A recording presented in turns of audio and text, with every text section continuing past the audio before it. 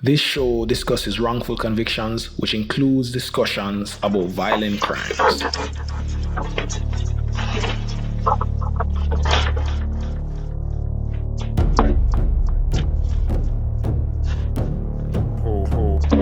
It all started with a crime that broke the nation's heart.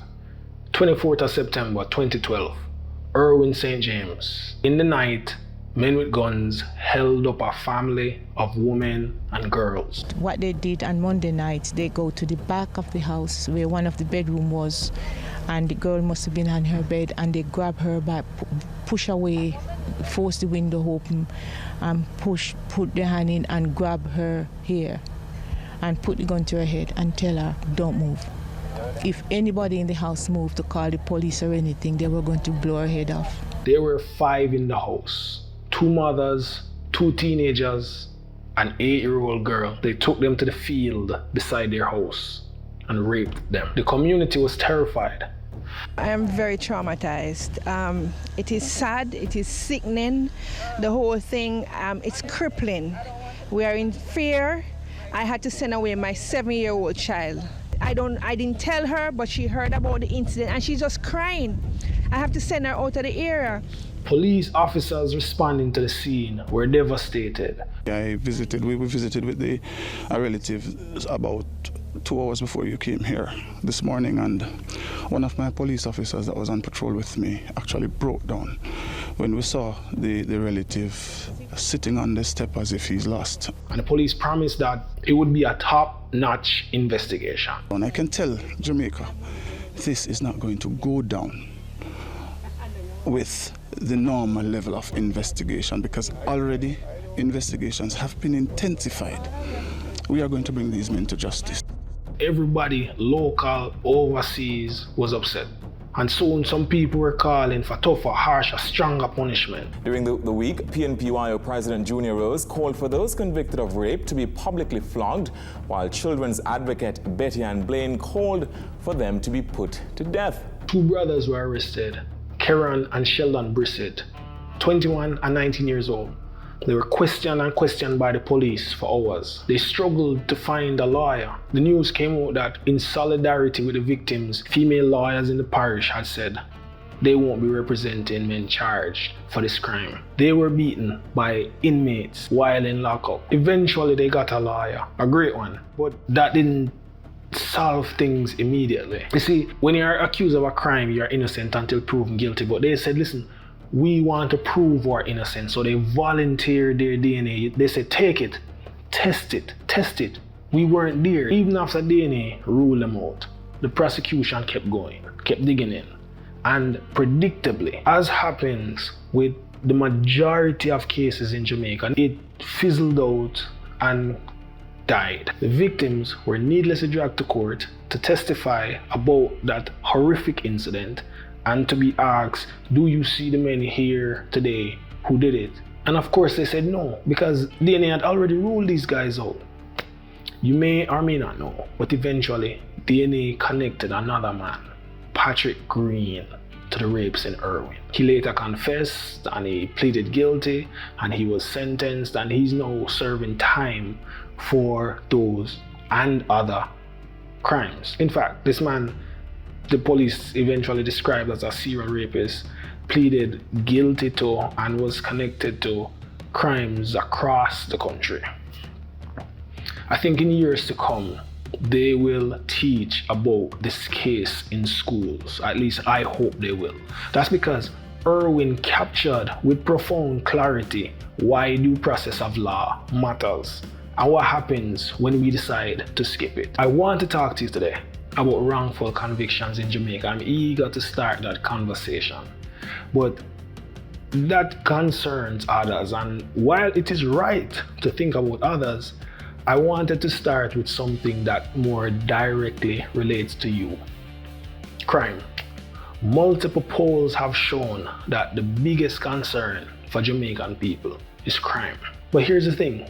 Many of the things that cause wrongful convictions, as we will hear from experts and lawyers and exonerees who will be interviewed on this program, many of the things that cause wrongful convictions, the things that send innocent people to prison, many of those things are the same very things that cause really serious offenders to go undetected.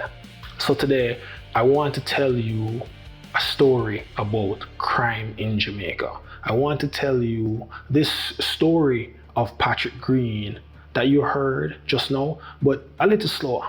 I want to take you into what happened after Irwin.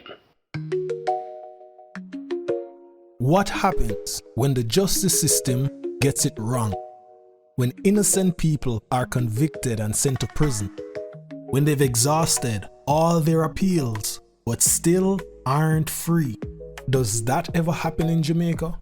How big a problem is it? Is there any help, any hope for people like that? I'm Andrew Wiles, and this is Stuck, a podcast exploring wrongful convictions in Jamaica, how they happen, who they impact, and what we can do about them.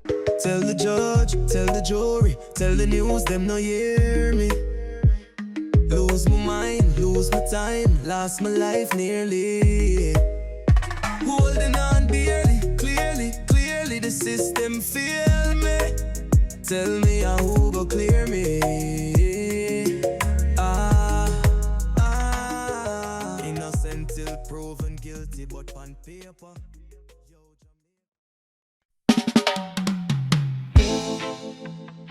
Green was a man in his 20s, literate, had tried different jobs. At one point, he was building French windows. He roamed across the country, lived in several parishes. He developed a hatred of women, and he blamed that on the mother of his child. So he said he built a gun, made it out of wood and black tape, and decided to, in his words, do some things. The information I have about Green comes from a judgment of the Court of Appeal. He pleaded guilty to some 23 counts or charges in the Clarendon Circuit Court. It's in that judgment that you get the sense of what Green was up to after Irwin. While the Brissett brothers were being dragged to and fro by the prosecution and the police, Patrick Green was kicking off a raping spree in Clarendon. Let's look at the time. So the crimes happened in 2012. 5 women. 1, 2, 3, 4, 5. The brothers were arrested. 1, 2. They volunteered their DNA and waited for the results. That's 2012. Then we jump to 2013. In February, DNA results ruled out the brothers as a matter of scientific certainty. But nothing stopped. It kept going. At this stage now, it's out of the hands of the police. It's in the hands of the prosecution, who should know better. But they dig in and they press towards a trial. A trial date is set for July 22. Remember the date, July 22. That's the date when the trial for the brothers will start. Nothing is stopping. That's the date when the victims will be asked to come to court to testify about this ordeal, though the brothers were already ruled out definitively from February. Nothing is stopping. We come to July. The 9th of July, just under 2 weeks before the brothers are tried, Patrick Green strikes again. He rapes a woman in Clarendon. On the 22nd of July, the trial starts, and in 1 day, the trial ends. The brothers are found not guilty and they go free. Imagine what great evidence the prosecution must have brought. Here's a trial that is anticipated for a year. The whole country is looking on, and it starts on the 22nd, it ends on the 22nd. One day. But But they're not the stars. The brothers and the victims from Irwin, they're not the stars of the show in this story. You see, on the 22nd, the brothers are found not guilty. On the 26th, Patrick Green strikes again. The rapes on the 9th and on the 26th were just the start of a spree in Clarendon. Patrick Green was a serious offender. He raped 5 people in Irwin, and that shocked the nation.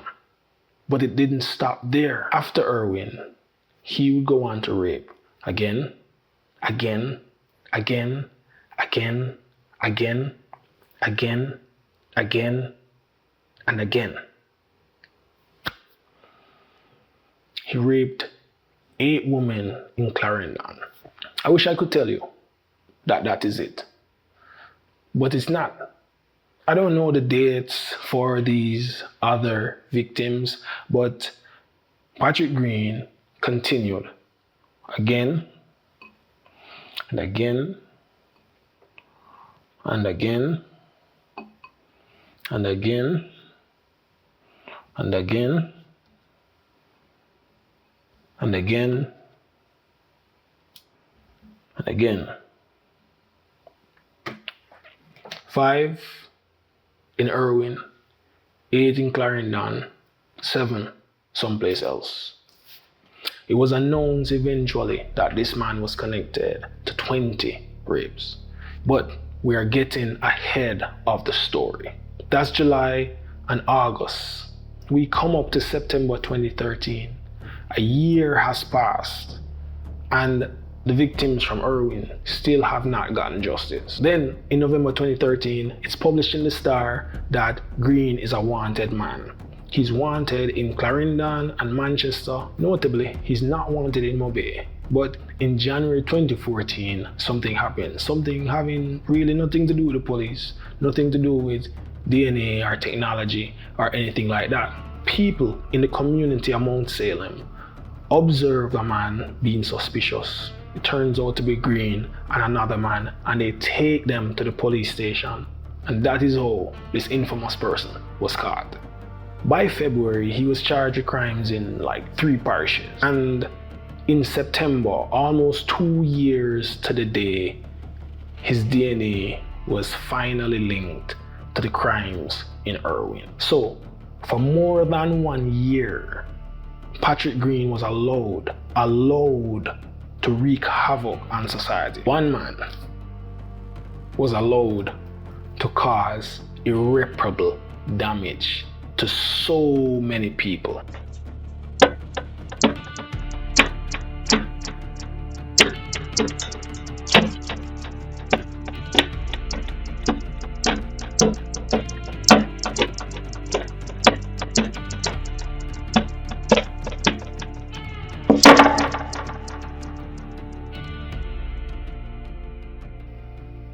The story of Patrick Green is not just about what Patrick Green did, but also about what Patrick Green was allowed to do and why. The question I don't know the answer to is whether Green could have been stopped before Irwin. Could he have been identified before Irwin? Was Irwin his first time? What message did he get from our justice system as he kicked back and watched the justice system dragging these 2 guys back and forth, knowing that they were there for something that he did? Here's what we're missing. The Brissett brothers are also victims, but not just of Green. They're also victims of the state. And given the timelines here, perhaps they're not the only ones. So the question I want to ask is, first, what does the story of Patrick Green teach us? First thing, science and technology alone aren't going to save us. That's a core idea in the book I read that triggered me to start investigating wrongful convictions in Jamaica. And it's something I will talk about in the next episode. But while science and technology are great, DNA evidence won't save every innocent person. Clearly, you can see that from this case that even where there was DNA to exonerate the youth them, none never come out of it. A lot of these things that we think will save everyone don't magically help to solve crime, nor will they magically help to prevent innocent people from being swept up in the fight against crime. What if I told you that, as bad as it is, the story of Patrick Green actually gets worse? After we had done with this episode, I was interviewing Bert Samuels. You know Bert Samuels, right? Legal legend in Jamaican life, recently retired after 46 years of practice and including representing successfully Vybz Kartel. I wanted to save the whole interview for later, but I was so struck by something that he said that I had to give you a clip, a snippet of it, right? We were talking about the causes of wrongful convictions and the role that prosecutors play. And with no mention of Irwin, he said this. And the answer to that is what we have around us is career prosecutors. Career prosecutors who are not, they are opposed to being ministers of justice. They get a case, they want to win the case at any cost. And therefore, if they will also collude with the police to suppress evidence. And there are cases where DNA evidence has excluded a suspect. And in the face of the DNA evidence, you have IC evidence. So they use the results of the identification parade. Bert Samuels had a client by the name of Winston Hamilton who was in the exact same position as the Brissett brothers. Exonerated by DNA, prosecuted by the DPP. One case is this. A young lady and her boyfriend, who was a police officer, were at home. A gentleman broke into the home, had sex with the policeman's girlfriend, but he used a condom. The rapist used a condom. When he was leaving, at gunpoint he raped. He took off the condom, threw it away, and jumped over a wall and escaped. Her police boyfriend was able to retrieve the condom, which had semen in it, and he gave it to an investigator. They held an identification parade for a suspect, and that suspect was pointed out on the ID parade. When the suspect was in custody, I did the trial. He said, "Mr. Samuels, I know nothing of this. I'm prepared to give voluntarily my body fluids, saliva, blood, anything they want. I'm prepared to give it to the police."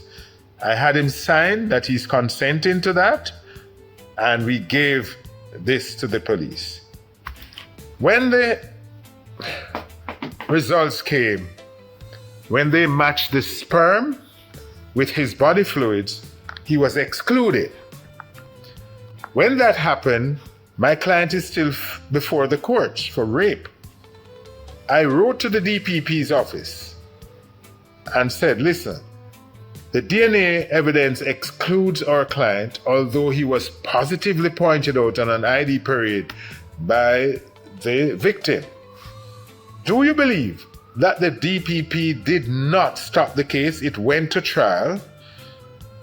The forensic expert came to court, said she matched our client's body fluids with the sperm, and he was excluded. And the case ended at the no case submission stage. To make it even worse, the case that Bert Samuels talks about happened long before Irwin.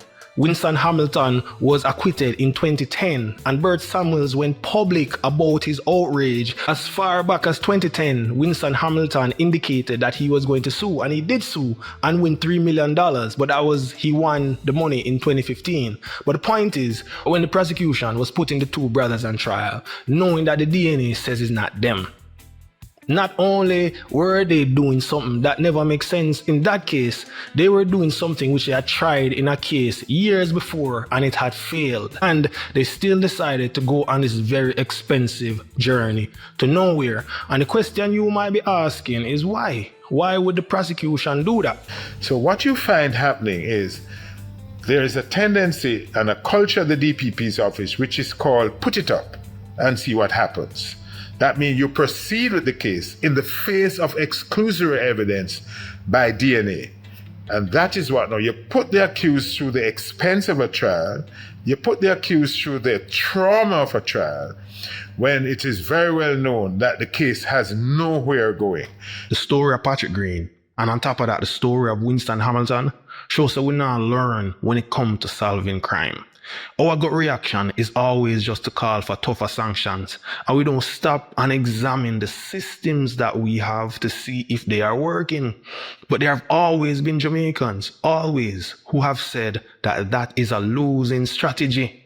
All the way back in 2012, when everybody was calling for hanging as though that was going to be the solution to everything, Yvonne McCullough-Sobers was on CVM, and she had this to say. Before we can even talk about death penalty, we have to talk about quality of investigation. We have to talk about the whole criminal justice system. Is it a system that is indeed creating criminals? Is it creating heartlessness because of what occurs in it? McCullough-Sobers was followed up by Damian Cox, a legal ethicist at the UWI.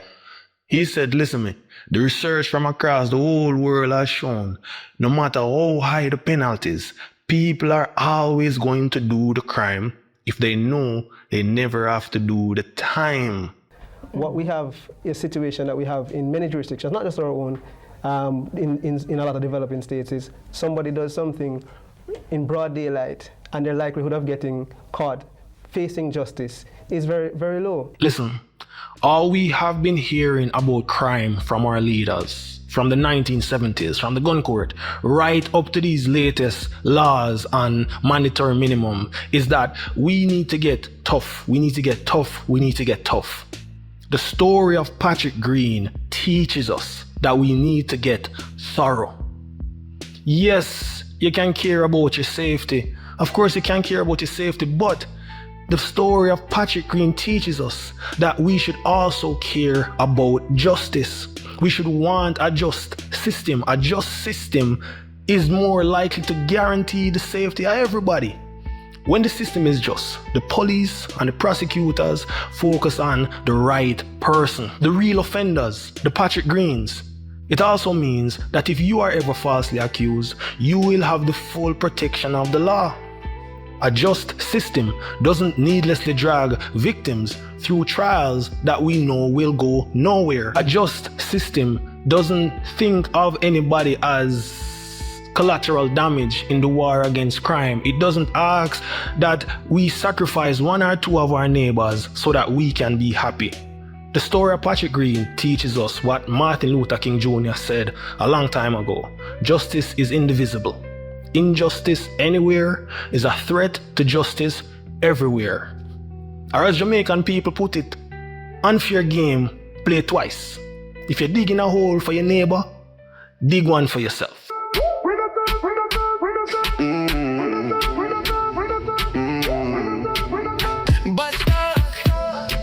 Hey, thanks for listening. Stuck is written and presented by me, Andrew Wiles. It is brought to you by The Wave on the Frequency Network. Subscribe to Stuck wherever you get your podcasts. You can read more about the project at andrewwiles.com. And if you found the conversation interesting or helpful, share it. Thanks for tuning in. Until next time.